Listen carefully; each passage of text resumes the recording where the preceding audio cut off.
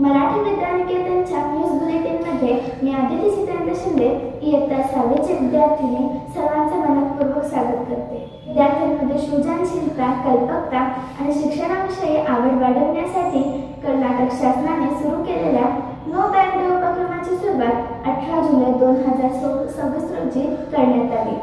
महिन्याच्या तिसऱ्या शनिवारी संपन्न होणाऱ्या नो बॅग डे उपक्रमात अंमली पदार्थांच्या गैरवापरास प्रतिबंध या विषयाला अनुसरून अभ्यासपूर्ण उपक्रमांनी हा दिवस संपन्न झाला। श्रीहरी विद्यालय उगार खुर्द या ठिकाणी 20 जुलै रोजी झालेल्या आंतरशालेय वक्तृत्व स्पर्धेत आपल्या शाळेची विद्यार्थिनी प्रेरणा विजय पाटील हिने द्वितीय क्रमांक आणि मनाली सुभाष बराटे हिने तृतीय क्रमांकाचे पारितोषिक मिळवले।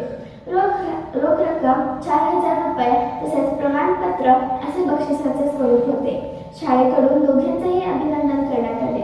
त्यानंतर शिक्षक ही पेशाला पूर्णविराम न देता इंग्रजी विषयाचे उत्कृष्ट ज्ञान देण्याचे निरंतर कार्य केलेले शाळेतील शिक्षक B.P. शिंदे सर यांनी त्यांच्या वयाची 75 वर्ष पूर्ण केल्याबद्दल अमृत महोत्सवी कार्यक्रम घेण्यात आला।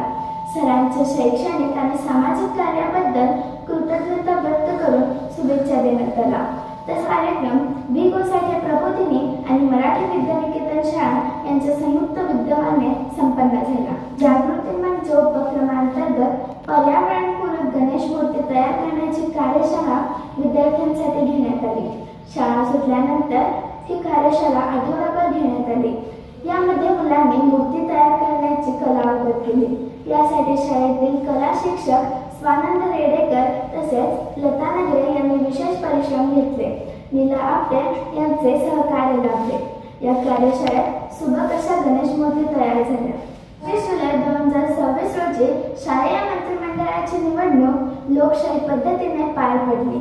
निवडणुकीपूर्वी मतदान प्रक्रिया, उमेदवारांचा प्रचार, मतदाराची जबाबदारी, लोकशाहीमध्ये निवडणुकीचे महत्त्व याविषयी जागृती करण्यात आली।